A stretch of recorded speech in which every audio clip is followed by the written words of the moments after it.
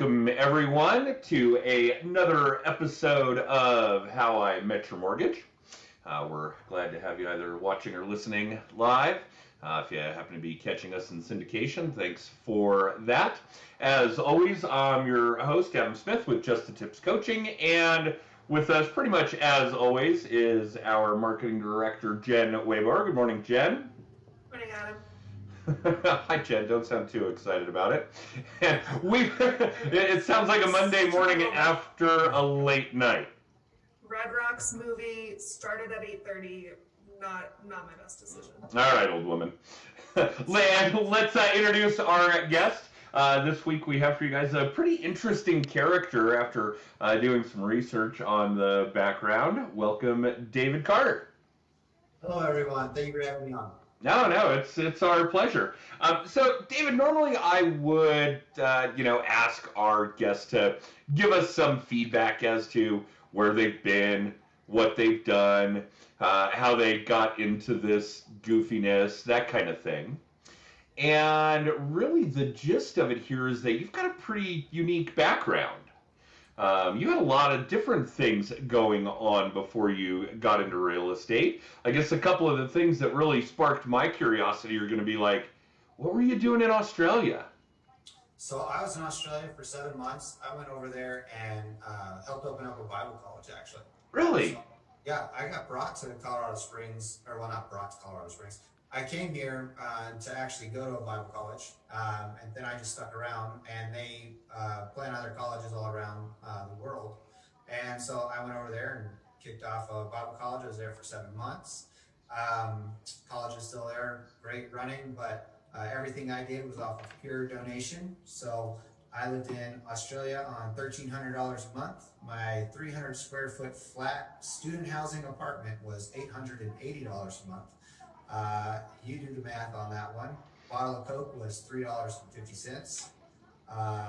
Because Australia, well, because they have different monetary stuff. But yeah, so that's what I was doing in Australia. I was over there, loved Australia, never thought I'd come back to America, but here I am, loving every minute of it. Very cool. This is really cool stuff. Yeah. No, I like that a whole lot. And okay, so someone who's, obviously studied the Bible, and forgive me, I'm certainly not a religious sort, and have a oh, okay, and I have a Jewish background, so I would consider that. But you did biblical studies, you studied theology, a lot of different kinds of things in that background. How did you make this shift? What prompted this shift? How did you get from that to real estate? So I actually, whenever I came back, like I said, I pretty much came back broke. I actually came back, I think it was about $2,700 in debt, with credit card debt. Somebody just out of the goodwill of their heart paid off all of that debt for me, because when I just came back and they were just like, oh, you have debt, well, here's some money. But so I was pretty much break even off of that one. And so I'm originally from Odessa, Texas, which if you've never been there, there's nothing there except for the oil field, which family's still there. Tons of great friends are still there, still go home to visit it. So I love it for the people, but I knew it wasn't some place that I wanted to stay. I knew that I could stay there, work in the oil field. That wasn't the work that I wanted to do. So I moved back to Colorado. I had a really good friend, Tyrell, who just started off in the investing side of in real estate. And he was actually working at Empire Title and for GB at the time. I don't know, Griffiths Blessing. So he was a manager of an apartment complex, I think. But he wanted to get into investing. Because I want to come out to Colorado again, I want to just kind of see what I could do out here instead of staying in my hometown. He pretty much said, here, you can live on my couch, for free while you're trying to figure things out. And I said, awesome. And then he pretty much presented me with the deal. He's like, hey, I don't have enough time in the day to do all these things. Would you mind start, just doing cold calls for these leads, and we'll split these deals. And I said, sure.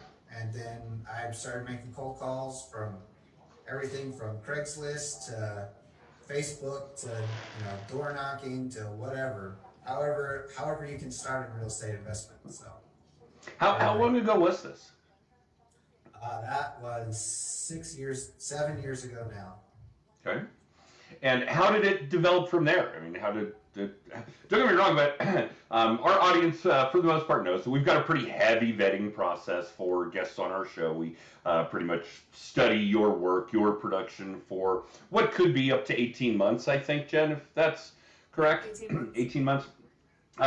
So it hasn't been all that long a period of time to go from sleeping on somebody's couch, making cold calls on leads, essentially. I don't want to call them cold when they're leads, and we'll get into lead gen type stuff since that's what our audience is seeking here. To where you're at now, because obviously we know you're producing good work right now. You're doing good business now, so it's a pretty good leap in a pretty short period of time. How did that develop? I guess the easiest way to say that it developed is I surrounded myself with really great people, So both Tyrell and then I had two other business partners, Austin and Walter, which they still have another brokerage. So we all started off Antioch. So we were the four founding members of Antioch Realty, Antioch Properties, and Antioch Capital, which obviously Realty was a brokerage, Properties was a property management company, and Capital was the investment side of all of our deals. And the four of us just pretty much had the desire to be financially free, as everybody does. But we pretty much just forced each other to be the best of each other or of ourselves we could be. And from there, I mean, it really is, it's something that is a daily. And one thing, whenever you're not surrounded by good people, it's really easy to lose the daily. Like you're trying to hype yourself up all the time or whatever like that. But whenever you're on a down day and you have good people around you, they're just like, get up and go. You have to go do this. They call you. They're like, hey, I need this. So like there's that responsibility back and forth. But then also, all four of us were hungry. I mean, obviously I was living on a couch. So from there, it was also kind of like, how do we do this the fastest way possible? And all four of us were looking for best ways. Then we'd all come together and be like, well, what about this way? What about this way? And eventually, and we've done everything. I've door knocked, cold called, open house, internet leads. I've done parties, events. I've done everything to see what works best for me. Well, tell us. There's a lot of lead gen exercise, lead gen activity, lead gen tactics in that 60 seconds of what you just mentioned. What did you find was working? What didn't work? What still works? What are you guys doing now? I mean, tell us. This is really what we want to know. All right. So, whenever you start off knowing nothing, you try everything. I will make this caveat that everybody will have their specific thing. So even though it might be what worked for me, you really need to try everything you can until you find something that works for you. But I started off actually doing Realtor.com leads because I was afraid to actually just go out. I felt like I was too inexperienced to actually go out and talk to my friends about real estate, which wasn't true. Especially whenever you start meeting a whole bunch of realtors, you find out real fast that you're pretty qualified pretty quick. That's so true. And at this point, you've got a real estate license. Yes. You've learned an awful lot to get to that point, but okay, go on. Yeah, so I've pretty much learning how to cold call, learning how to speak to people on the phone, what it is you actually have to do. So I went from there, but really where most of my success comes from is not making those just random interactions into just a random interaction. So you can use a million different avenues to go out and catch people, but then after that you have to have the back end of it to actually turn them back into a friend or at least someone that believes that you're more competent than them or that you have more resources than them or something along those lines. You have to be the expert, as you know, you hear everybody say. So, and just staying in touch. Like that's the biggest thing that you could do. But Realtor.com started us off. I don't do Realtor.com anymore. So I've done Facebook ads, but in the light of 2020 and the pandemic and everything like that, Facebook is too wide of a net, in my personal opinion. It's good to be social on, but as for doing ads, I think we have 3,000 new realtors in the last 2 years just in Pikes Peak area. Jeez. That's crazy. Yeah, people come on because somebody's told them what kind of commission they make, and then they say, "Well, how'd you get that commission?" "Well, I ran a $100 Facebook ad lead, you know," and now those 3,000 people are all running a Facebook ad, which pretty much just turns everybody into, nothing. Yeah. So social media is tough that way, Facebook in particular. And for those of you watching or listening, know that between two significant events, Facebook making a major shift in their algorithm back to more friends and family, and then of course having to sit in front of a Senate committee and answer questions about their platform, made them, how do I put this, a little paranoid about fair housing and fair lending. So yeah, doing ads as a real estate agent, as a mortgage originator on Facebook is a difficult game. I have not seen somebody with a really solid ROI on that particular avenue since those things occurred. And gosh, I don't know, it's probably been a couple of years, huh, Jen? Oh yeah. Maybe even more at this point. Wow. But there are a couple of things that you've mentioned that are obviously really, really important here, David, like relationship building, contact management, staying top of mind. These are obviously big things. And yeah, I mean, Facebook has a place, be social. Obviously, the people who want to work with you, we've all heard the know, like, and trust shit. So if you want people to know, like, and trust you, you got to put out there what you're really like. Not that you're just into real estate or that you help people buy and sell houses, but what are you into? What are you about? What's your, sense of humor? What kind of character are you? And I don't mean what kind of character you have, like Jen and David have character, whereas I am a character. So those are two different things. Let's not confuse those. But there is a place for social media when it comes to those other important things that David mentioned, you guys, which is relationship building, contact management, staying top of mind. All of those things can be done through social media. And of course, the beauty of it is you don't have to spend any money to do that. Probably the biggest 2 tips that I can give you on social media. First of all, go into your Facebook and create a group of all your past clients. So you can go in there and just make them all in there. And then any client that you ever have, any lead that you ever have, post in there to see their stuff first. So that you're constantly without even trying, you're seeing everything that they're posting, that they're doing. And then, so the way that I use it the most is I'm actually not a really big poster. Like, I don't go live, I don't post video and stuff like that. Now, don't get me wrong, that has a place for it. For me, I usually just find myself too busy to try to find a topic that I want to talk on for that long of a period of time. But I can do the other side of it where I go in and follow all the people that are coming through my CRM, through other marketing and all my past clients, and I can speak to them about what it is they're doing at that time. And it puts me back into their life, no matter what, because they're going to read those comments, they're going to scroll, and then the more that I'm communicating with them, the more my stuff is showing up because of the algorithm anyways. So it's more of and not only that, but if real estate is all about who you know, like, and trust, like you just said, if they don't know you, if they don't know how you're going to react or speak to them, or the tone that you have, or what your values are, or whatever it is, then they don't. Then you are literally one of the 3,000 people that just started real estate this year that is sending them an ad.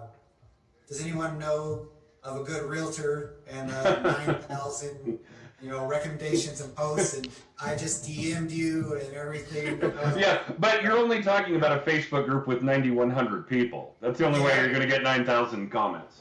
Yes. But yeah, so that would be my biggest. That's how I use your social media for the most part, and then actually for ads, my online ads, like 90% of my business is all from referral business, but that other 10% is supplemented usually in pay-per-click ads. I don't do any mailings. I have done mailings. I do mailings to my sphere of influence and my past clients, and with a boomerang postcard that gives you a free coupon, and then also Joe Stump, Fire Referral Only. He's a coaching class that he does mailers also for you that are actually very personalized. So I use those every single month as well. Kind of edit them some myself. I do a Fun Day Monday for everybody in my email address or email thing so that I can, I give that costs me $25 a month. Probably get, 20 to 40 responses every single month from people that I was, talked to in the past and everything. That's pretty much it. Pay-per-click for the reason, I actually just got a new pay-per-click guy, and he hasn't even started my ad campaigns yet. He's already my favorite guy because he requires something of me. He's not, every other person I've ever hired is like, great, give me your headshot and your company logo, and I'll bring you in 15,000 leads, or whatever the number is that they promise you. It's usually nowhere close to 15,000 leads. Right. But like he requires something of me. He requires that I actually interact with him via email. He asks me questions. He asks me, all these things. And what he's doing is he's making that ad specific to the people that I'm going to do the best with. And I really like that approach to it. And he was actually recommended to me from several other very high producing agents from all across the United States. So. All right, so let me ask you a couple of questions just because we get them all the time. Sure. I think the first one, just because it's the longevity of it is there, but literally for a decade of doing this, I think people have always asked throughout that time frame, do you send Facebook friend requests to your leads? Yes. I think that's the wise answer for those of you listening. You want people to get to know you. Again, fill those know, like, and trust gaps. There's a great way to do it. Okay. And this is a little more complicated, and Jen and I focus a lot on this over the last couple of years, but since you brought up the pay-per-click ads, and obviously a lot of this is going to fall under a very general definition of SEO and what goes on in the modern World Wide Web.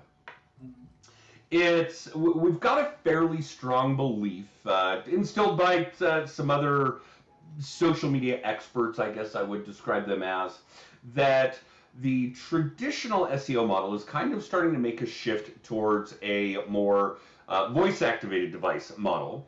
And at some point, and it could be years, I'm going to say, Alexa, help me sell my house. Yeah. Alexa, find me a real estate agent.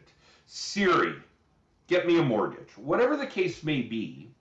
And what kind of activity does your current advertising, for lack of a better term, translate into that 5 years from now? Are you doing anything right now that's going to translate into that 5 years from now? So I actually, I was on Amazon.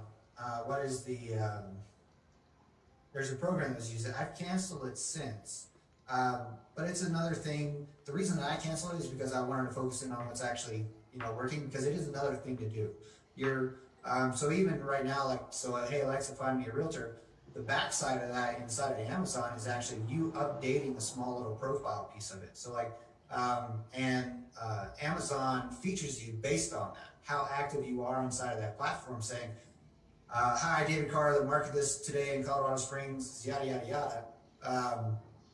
And kind of going from there. It's putting you out there whenever someone asks Alexa for a realtor on how much you're putting into it. you know. So it's still just another avenue of it. I did it for about 6 months. I did not really get a great return on it, but I mean, it was also very minimal. It was more of the time piece of it that I just didn't really want to do it, and the top of mind. Moving forward, I'm not exactly sure. I think that your space is going to be so dominated by like your Zillows and things along those lines that I think you need to be on the phone. I think you need to call those people almost directly. And to the best of your ability, I understand that you're saying like this is a perfect stranger asking Alexa for a realtor, but if you are in that space enough, um, I leave it over to, instead of saying, "Hey Alexa," it's like, "Hey my neighbor," and you want to know everybody's neighbor or have a guide for that in some degree. That would be mine, and I don't.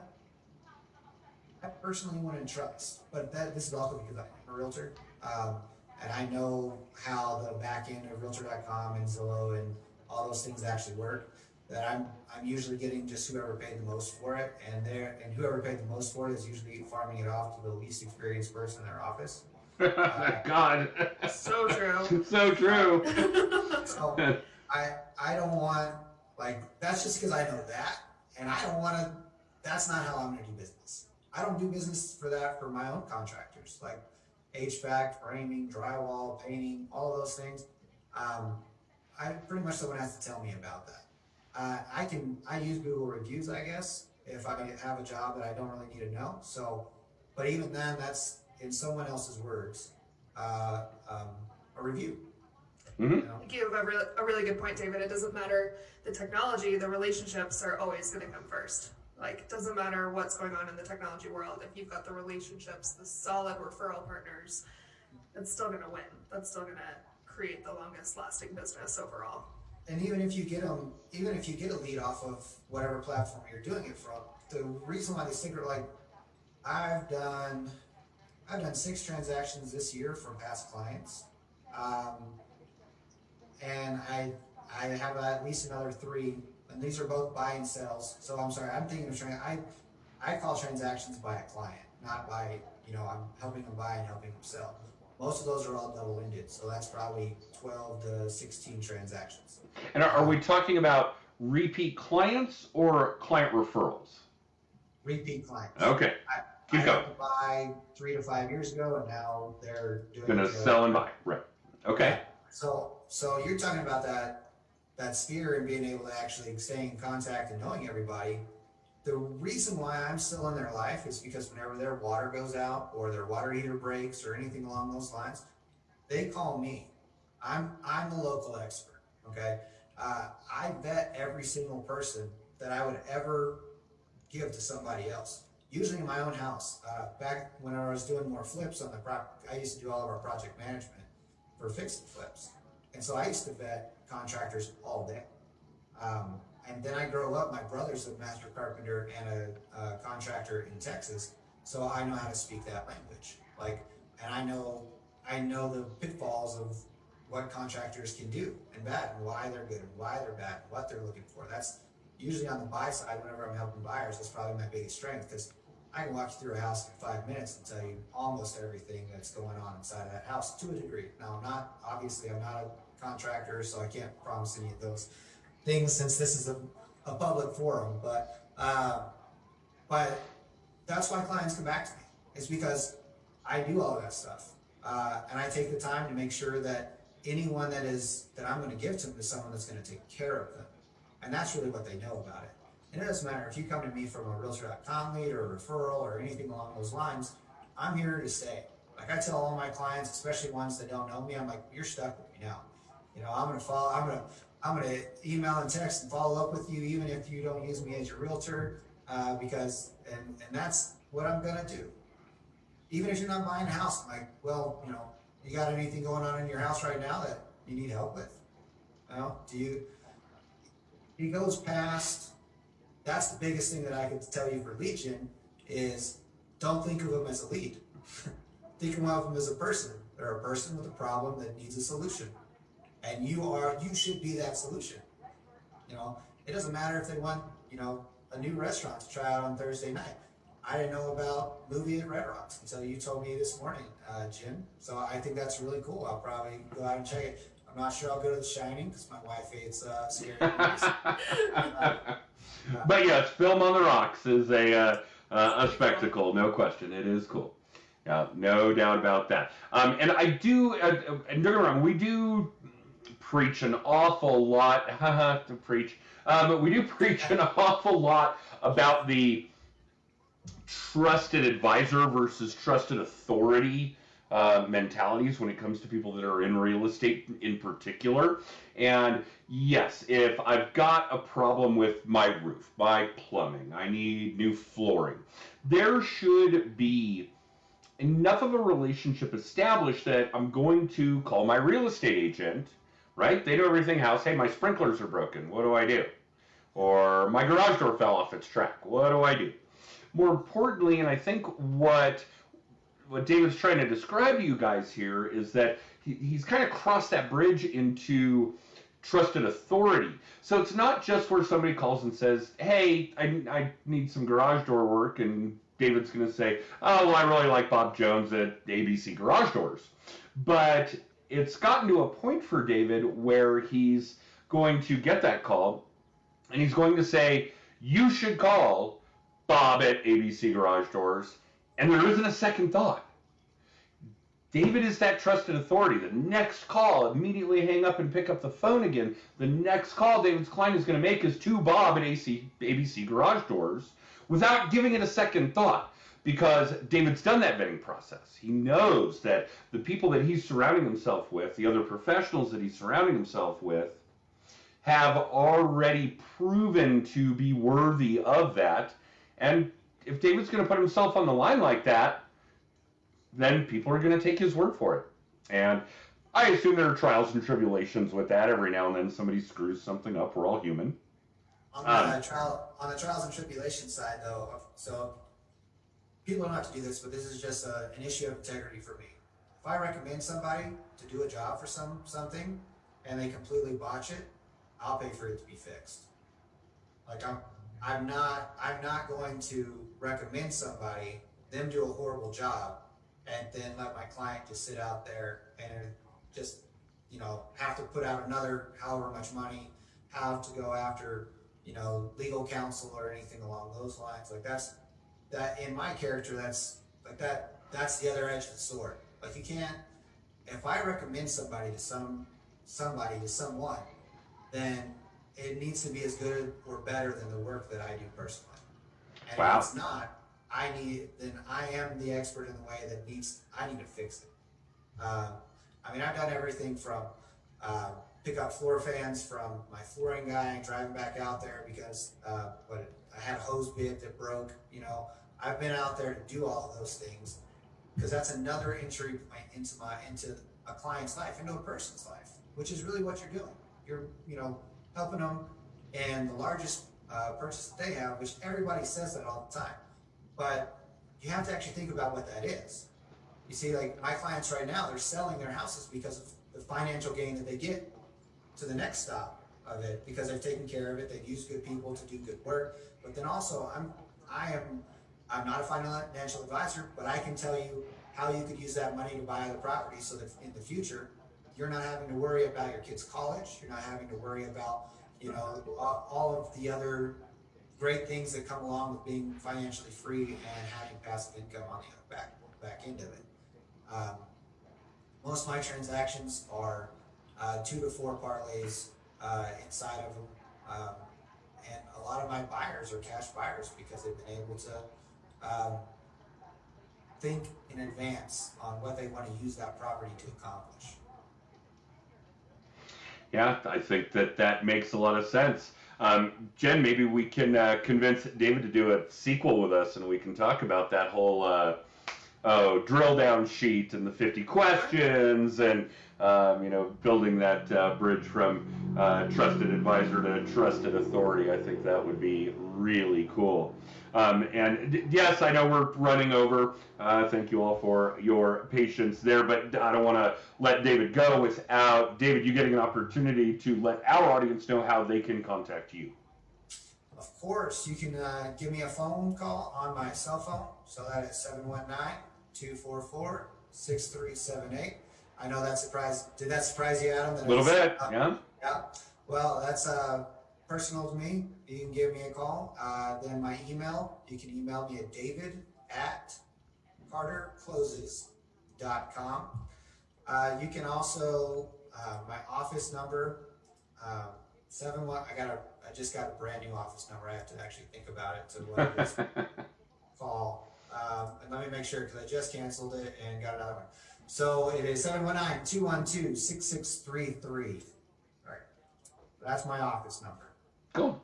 Well, thank you, and thank you for taking the time out to do this. We know it's not always easy to block out the kind of time that this requires early in the week, early on a Monday, but we are most appreciative of your time. No, and I enjoyed it thoroughly. Thank you so much for inviting me. Yeah, absolutely. And Jen, let's get David on the books for a sequel. Sounds good. Cool. We are into July of 2022 right now, so. That's insane. Yeah. You emailed me the first time, and I was like, all these dates already passed. And Jen was like, no, that's next year. I was Yeah, like, next year. All right. All right, Jen, take us home. All right, so if you want to find out more about Just the Tips coaching, you can text TIPS to 63566. You can get a copy of Adam's book there, Just the Tips. The biggest things right now, I think, is you get a ticket to the Mile High Mastermind, which is this September 24th and 25th at the University of Denver. That is our annual mastermind event. Very workshopy this year. We're very excited about that. We're going to go through your website and help you make it better. We're going to teach you how to edit video and show you it's not actually that scary. We're going to do some social media breakouts, everything from Clubhouse to LinkedIn to how to start your own podcast, along with some other just great content. So that's September 24th, 25th. And then also on that text code, which is text TIPS to 63566, you can book a free hour of coaching with us and see all of our recent podcast episodes and recent weekly little tips. There we go. Wow, that's a mouthful. Yeah. Yeah. And I know that there's all kinds of other content if you use that text code. It'll ping you back all kinds of good stuff. So yeah, thank you all for watching, listening, live or in syndication. We certainly appreciate it. David, again, great to have you. I look forward to doing this again with you next year. And for the rest of you, you guys have a great week. We'll be back again live on Mondays at 10:30 Mountain Time, always with a new episode of How I Met Your Mortgage. I'm going to run the extra. You guys stay put, and we'll see the rest of you soon.